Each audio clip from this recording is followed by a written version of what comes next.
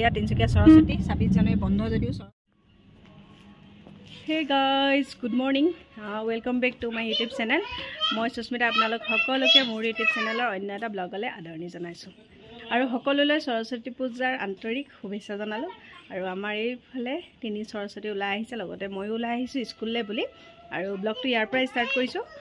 আশা ৰাখিছোঁ ভাল লাগিব যদি ভাল লাগে সদায় কোৱাতে আজিও কৈছোঁ লাইক কৰিব লগতে সাবস্ক্ৰাইব কৰিব চেনেলটো আগলৈ ভিডিঅ'বোৰ পাই থাকিবৰ কাৰণে বলক তেতিয়াহ'লে আজি সৰস্বতী পূজা ব্লগটো আৰম্ভ কৰোঁ এয়া ওলাই আহি আছোঁ আমি কালে গৈ আছোঁ নামো পাগলে গৈ আছোঁ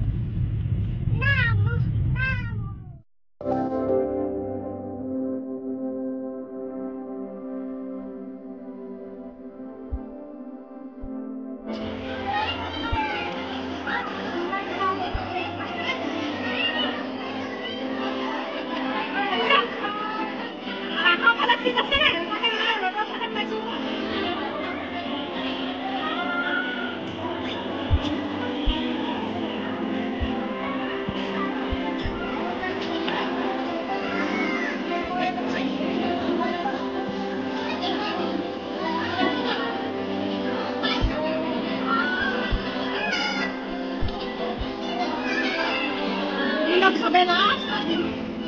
এয়া আমি স্কুলৰ পৰা ওলাই আহিলোঁ মানে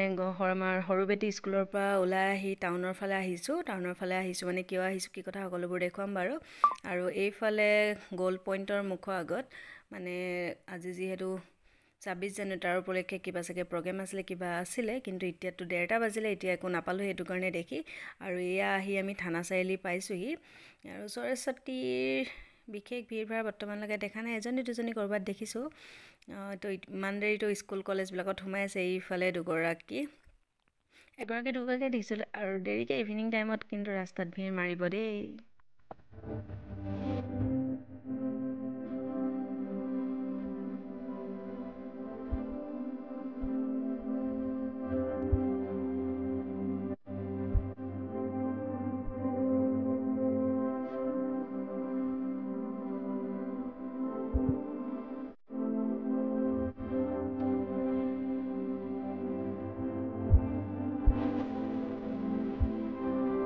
মই আহি বহি আছোঁ পোষ্ট অফিচত দেখি গম পাইছে চাগে বেকগ্ৰাউণ্ডত আপোনালোকে ৰঙা ৰঙা সেই পোষ্টৰ লাইনবিলাকে গম পাই যায় ইয়াতে খিচিৰি খোৱা হৈ গৈছে আৰু বহি আছোঁ এতিয়া খুব লাউড মিউজিকত গান বাজি থকাৰ কাৰণে কপিৰাইট লাগিব বুলি মই মিউট কৰি পিনে ভইচ অভাৰ কৰিব লগা হৈছে আৰু ইয়াতে বেক চাইডে কম্পিটিশ্যন ৰাখিছে বেডমিণ্টনৰ কৰ্ট ৰেডি কৰি আছে দুভাগ পূজা কৰা হ'ল আমাৰ গুলু স্কুল জ্ঞান বিন্দুত আকৌ এইফালে পোষ্ট অফিচ আহিলোঁ এওঁ অফিচলৈ আহিলোঁ আহি তাতো খিচিৰি খালোঁ স্কুলত খোৱা নহ'লে অফিচতে খালোঁহি আৰু এতিয়া ঘৰলৈ ৰাওনা আৰু ৰাস্তাত সৰস্বতী চাই এয়া তিনচুকীয়া সৰস্বতী 26 জানুৱাৰী বন্ধ যদিও সৰস্বতী ওলাইছে যথেষ্ট এইফালে ভিৰো মাৰিছে খোপা কি ধুনীয়া খোপা বান্ধি লৈছে দেই ছোৱালীজনী এইবিলাক ৰাস্তাই ঘাটে সৰস্বতী বাইকতো সৰস্বতী আছে কাণখন ফুটাই দিওঁগে নিব